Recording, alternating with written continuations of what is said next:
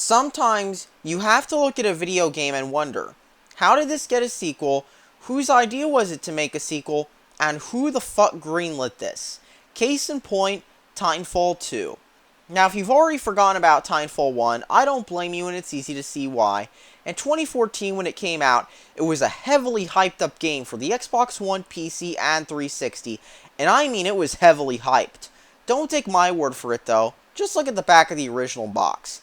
The original box touted the fact that it was made by former Call of Duty developers, and it even featured a quote saying, "To believe the hype," from IGN. If that's not a bold box quote, I don't know what is. It's like the game was setting itself up to be the next COD 4, the next Halo Combat Evolved, the next Quake 3 Arena, the next Gears of War. The game that would be the game that all the cool kids on the Xbox One would be playing. The game you'd be seeing at tournaments.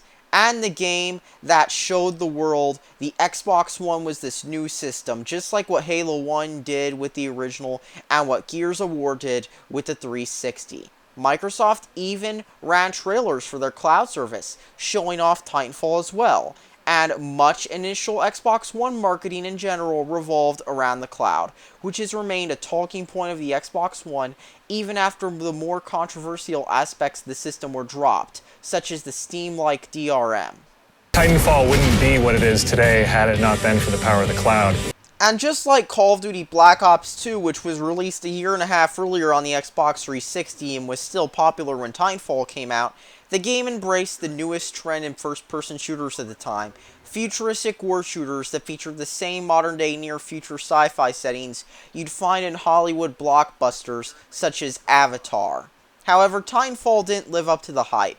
Sure, it was likely never going to be that popular on the PC since it uses Origin, is yet another matchmaking shooter, and isn't a very well optimized game on the PC, but on the console it quickly fizzled out. It launched with few features and game modes, and features such as the ability to even name classes and private matches were missing.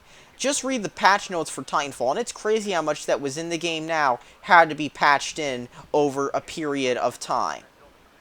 Perhaps worst of all, Titanfall was unoptimized. Call of Duty 4, for comparison, ran at 60 frames per second for the most part on both the Xbox 360 and the PS3 version, with more slowdown on the PS3 version. And on the 360 version, slowdown only happening when smoke was deployed for the most part. This was high compared to games such as Halo 3, which was capped at 30 frames per second and often dropped below that. Titanfall, on the other hand, initially launched with poor frame rates, and while the 360 version still has these frame rate issues, they were for the most part patched out of the Xbox One version. But even with the fixes, Titanfall is still not that good of a game. It suffers from enough flaws to make a video talking about them, but I'll get this over with quickly. It suffers from lag, with the dedicated servers dropping connections quite often. The Titans are very unbalanced, especially if you're surrounded by people who know how to spam the right weapons. The game was loaded with the typical Infinity Ward random bullshit you've come to know and love from games like Modern Warfare 2, and quite often, you'll encounter a moment so frustrating you'll be tempted to smash your controller. Maybe it'll be when an enemy Titan drops on you, and especially when a person rodeoing you does that. Or when you get killed by the same C4 throwing and shotgun running people who killed you in Call of Duty, made worse by the lag Titanfall has. Or when you're meleeed from behind with a slow animation as well. Or being killed because you're stuck to the wall while trying to move around. Or my personal favorite, when you're killed by the smart pistol. You know, a gun that automatically aims for you? Just aim in the direction of the enemy, pull the trigger, and they're dead. After all, Titanfall was designed for the kind of people who play Call of Duty, who camp all day despite everything else the game offers, and the same people with loud mufflers and loud stereos on Honda Civics they got on Craigslist, cheap, in the high school parking lot, blasting music you can't tell what genre it is because all you hear is boo, boo, boo, boo, boo, boo, boo, boo. And of course, there's the minions. These were likely added in because MOBAs were the hottest thing out when Titanfall came out, but yet they serve little purpose. Shooting at them makes you show up on the radar to enemy players, meleeing them can get you shot since they'll notice you and after a while kill you, and when a bunch of them are in the same area as an enemy player, then you'll end up being distracted by the similar looking grunts, only to get killed by the player who's next to the pack of them, as your ammunition hits the grunts instead of the player, who gets more points for killing you than a grunt. The only way to kill them easily is in a Titan if you run over them. or maybe shoot a cluster missile, but then again, that's a waste of a cluster missile.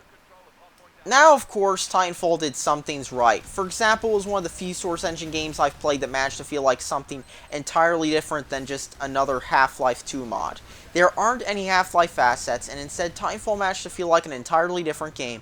If anything, the one thing Titanfall got right was the atmosphere, making you feel like a soldier in this epic cinematic war similar to a single-player shooter campaign, however in a multiplayer setting. And in related notes, Titanfall also lacked a single-player campaign, instead opting to go for a campaign multiplayer mode, which featured multiplayer matches except with objective dialogue, replaced with an overarching storyline and scripted events in the background and off to the side that was pretty generic, yet more cinematic than a regular multiplayer mode. And before some updates came out, Titanfall actually featured voiceovers in the lobby by characters about your upcoming mission. It was really a generic war story about some militia fighting off an oppressive mining company, which sounds kind of similar to a bunch of other sci-fi movies. But anyways, no matter what the outcome of each battle was, it was always the same. If the militia lost, either they'd suffer a very minor setback, or they'd still trash the IMC bases anyway after getting intel, even if they got less intel. It would have still been interesting to see it play out differently. However, that would require development time and money, and it's clear the campaign multiplayer was just a tacked-on campaign afterthought. It's like they knew some people wanted a campaign, but at the same time, Titanfall's development team was relatively small, so they wanted to focus everything into multiplayer. But at the same time, it was a $60 game and not a $15 or $30 game on Steam. In the end, though, Titanfall was an early example of a trend commonly seen this console generation.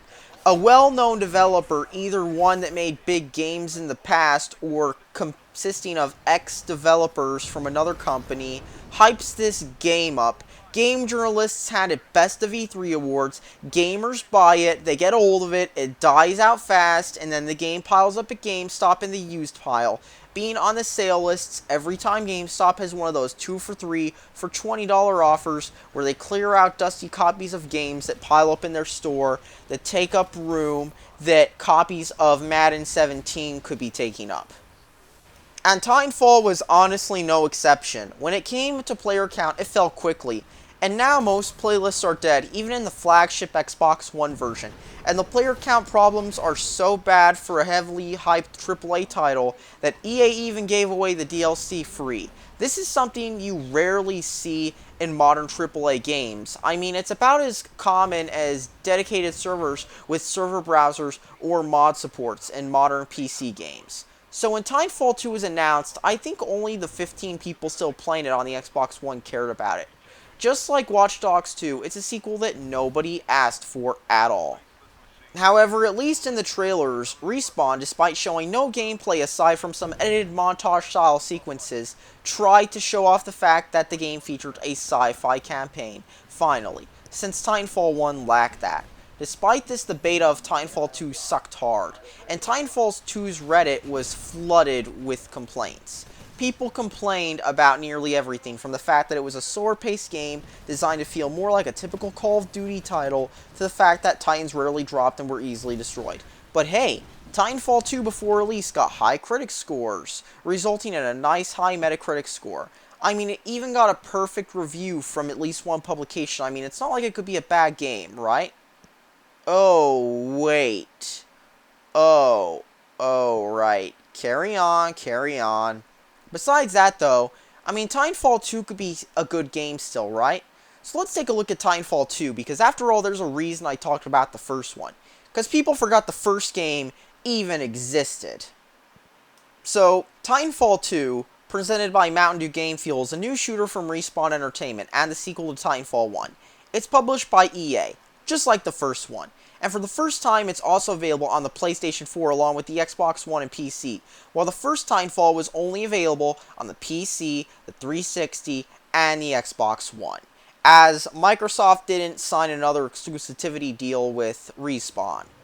First, let's get the best parts out of the way. Titanfall 2 features free DLC. You heard that right, free DLC.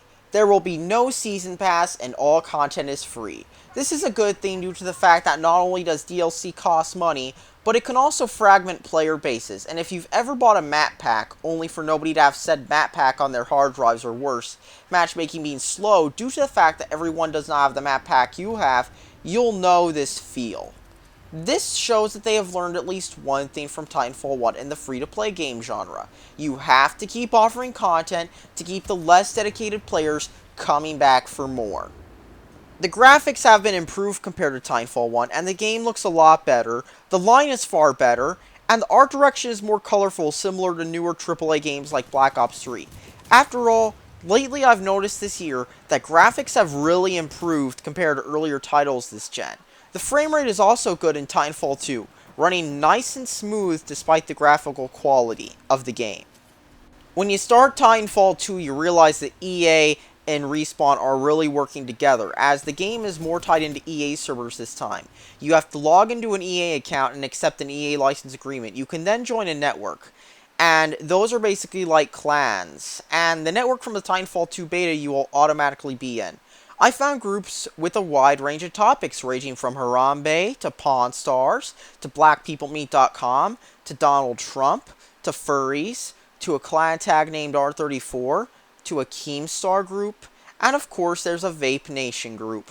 However, one that stuck out was a group named Make Titanfall Great Again, saying that Titanfall 2 is a shell of the original game, and this was a warning on what was to come with Titanfall 2's multiplayer.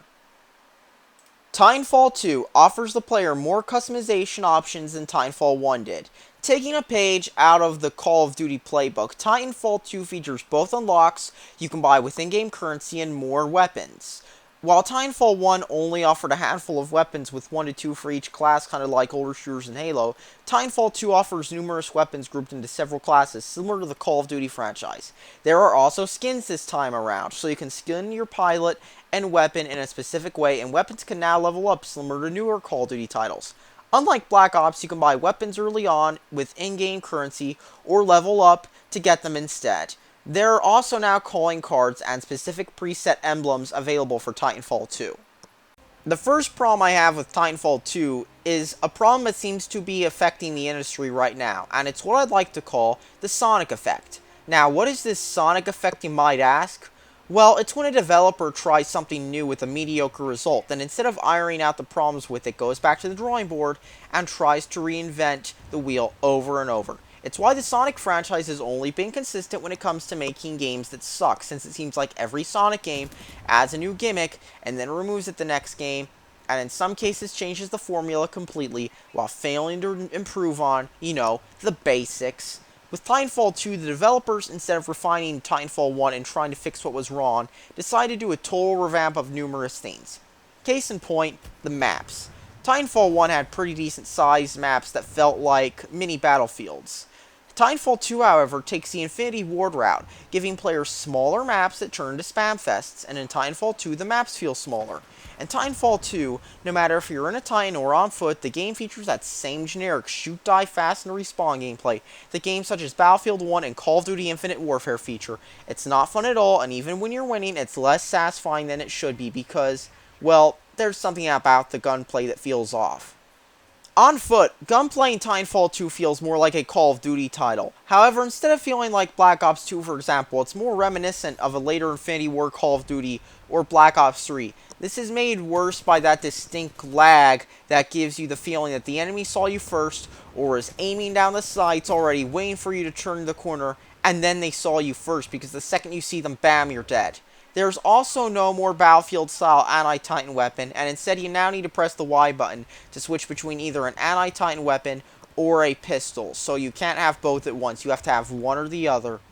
And your Titan gameplay is slower, your abilities take longer to recharge, and while in Titanfall 1, your Titan was as durable as a big SUV or Ford Crown Victoria, in Titanfall 2, your Titan is as durable as a Dodge Neon you bought on Craigslist.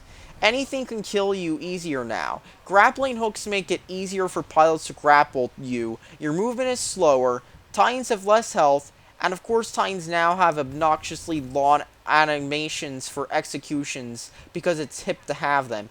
even though Halo Reach is 6 years old now. And the same applies with pilots, because there are now also lawn animations for executions that last a long time, come out of nowhere, and are obnoxious as that college kid with blingy clothes, a MacBook, a pair of Beats, and who rolls up to class in an Audi blasting 90s new metal bands, or something that sounds like them from a sound system that sounds like after pumping some Xanax to get to class on time. In fact, it could be a perfect description of what playing this game is like. The game is like standing next to that very same college kid, or being unlucky to be behind him on his way to class. Or like being unlucky enough to be next to that Tumblrina hair dye wearer who's always chronically offended while they sit on their MacBook and, quote, fight the patriarchy. Titanfall 2 features AI in some playlists, and real players only in others. Playlists with AI suffer from the same problem the first Titanfall did, with wasted ammo and focus on the AI instead of players. However, this is made worse by a problem that also affects non-AI playlists.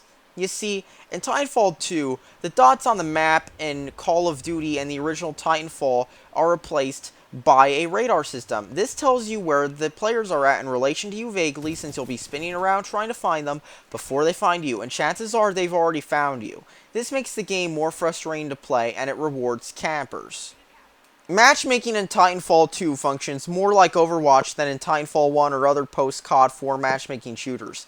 Players you cannot see are found, and you're dropped into a lobby after you choose a mode. And then after a game, instead of going into a lobby, you're back at that same exact screen as it waits and finds in another lobby.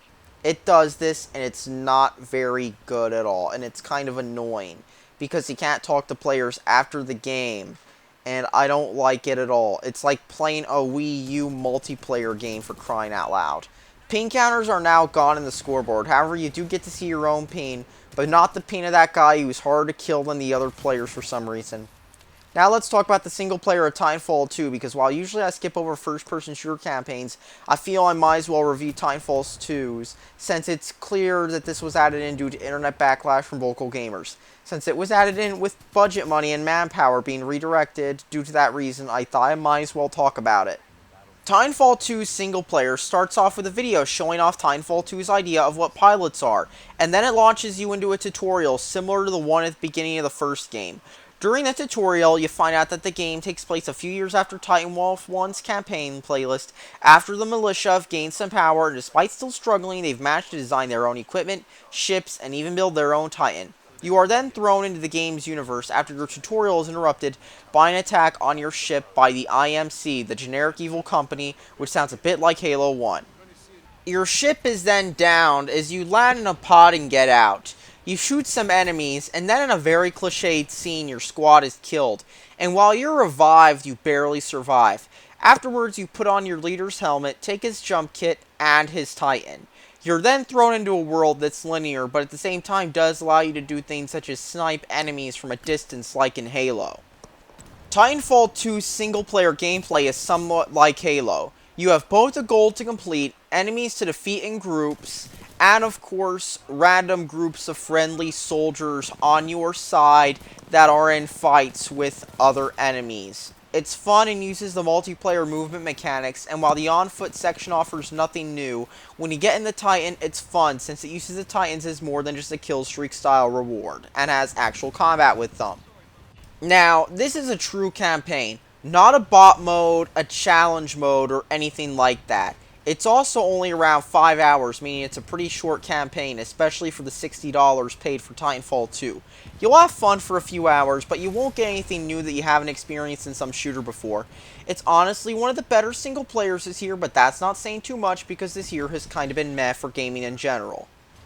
At least, just like with multiplayer, the graphics are stunning, and I mean, man, they're amazing for an Xbox One game. From the dimly lit corridors to the colorful vegetation, the game offers a stunning presentation, and at least it'll be a benchmark game for a year for gaming websites on the PC. And honestly, it lets you look at the game's graphics more than, say, the multiplayer does. Just like Titanfall 1, though, it's still a generic story that feels interchangeable with any number of bargain bin shooters on the 360 or PS2. It's also not perfect like reviewers gushing over it seem to make it out to be. All in all, Titanfall 2 is a waste of money. It serves to help make me realize what the true problem with developers this generation is. It's not that consoles are not an improvement over last gen, it's that the developers either forgot how to make fun games, or the publishers, which aren't run by gamers, are forcing them to turn out the same crap over and over and over and over again. And that's all that needs to be said. Don't waste your money on Titanfall 2, and if you want the campaign, wait till it's $5. Thanks for watching and subscribe for more, gamers.